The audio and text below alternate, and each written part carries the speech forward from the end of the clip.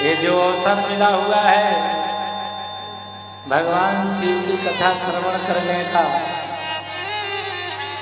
पार्थिवेश्वर भगवान शिव का शिवलिंग निर्माण करने का, देवियों सज्जनों भाइयों बहनों, ये अवसर रोज रोज नहीं आता।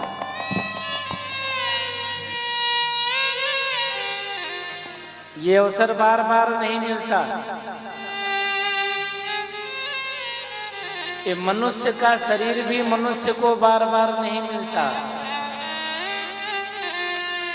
बड़े पुण्यों के बाद, बड़े सत्कर्मों के बाद, अच्छे कर्मों के बाद में मानुष चोला मिलता है।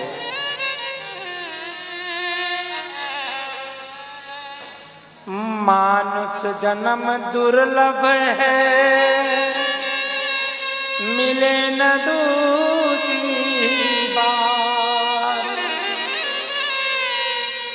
ये मानुष जन्म बड़ा दुर्लभ है। यदि इस जन्म में पुण्य नहीं किया, सत्कर्म नहीं किया, सत्संग नहीं किया, शिव कथा नहीं सुना, तो देवियों सज्जनों दूसरी बार मनुष्य का शरीर मिलेगा कि नहीं मिलेगा, इस बात की कोई गारंटी नहीं है। इसलिए भगवान ने आपको मानुष चोला दिया है, मानुष तन मिला हुआ है। मनुष्य का शरीर पा करके, नर तन पा करके सत्संग करो, सेवा करो, सुमिरन करो। ये नर तन पा करके व्यर्थ की भ्रांतियों में, संसार की क्रांतियों में समाप्त न हो जाए। जीवन में जब तक सांस रहेगी तब तक काम लगा रहेगा। लेकिन एक बात ध्यान रखना, जब कभी कभी बीमार हो जाते हैं ना, कुछ काम नहीं कर पाते, तब पर भी घर का काम चलता रहता है। घर का काम कभी रुकने वाला नहीं, कभी खत्म होने वाला नहीं है। जिंदगी है जब तक फुर्सत मिलेगी न काम से, कुछ समय ऐसा निकालो, प्रेम कर लो श्री भगवान से। प्रेम कर लो श्री भगवान से। जिंदगी है जब तक फुर्सत मिलेगी न काम से।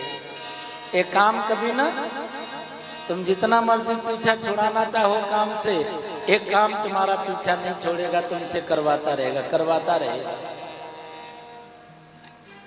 कोई भी किए बिना काम रह नहीं सकता।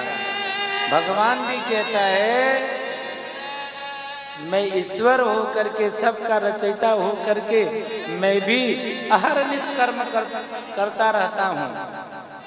मैं भी कर्तव्य करता हूँ, कर्म करता हूँ।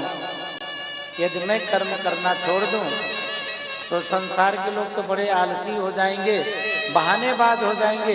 भगवान कुछ नहीं करता तो मैं क्यों करूँ? इसलिए परमात्मा भी क्रियामान कर्म जो उसके लायक है वो करता रहता है।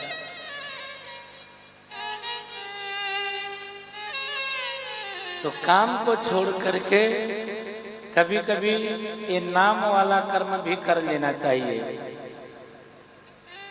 कुछ घड़ी सत्संग भी कर लेना चाहिए, नाम जप कर लेना चाहिए। नाम जप करने से, नाम सुमिरन करने से, मनन करने से अंतःकरण की शुद्धि होती है। कथा श्रवण करने से भगवान के प्रति प्रीति आती है। क्या आती है? जाने भी होई प्रीति, जाने बिन होई नहीं प्रतीति, बिन प्रतीति होई नहीं प्रीति। तो कथा श्रवण करने से परमात्मा के प्रति प्रीति आती है, भक्ति आती है, श्रद्धा बढ़ती है। इसलिए शिव महापुराण की कथा को खूब श्रवण करना चाहिए। और वैसे भी भगवान भोले की कृपा है कि इस सिद्धपीठ चंडी मंदिर प्रांगण में पिछले कई वर्षों से भगवती मां चंडिका की कृपा से कई सारे पुराणों की कथा हो चुकी है। श्रीमद् भागवत कथा, शिव महापुराण कथा, राम कथा, नर्मदा पुराण कथा, अन्य कई प्रकार के कई पुराणों की कथा यहाँ पर हो गई। और शिव महापुराण की कथा भी भोलेनाथ की कृपा से, मातेश्वरी की कृपा से होती ही रहती है।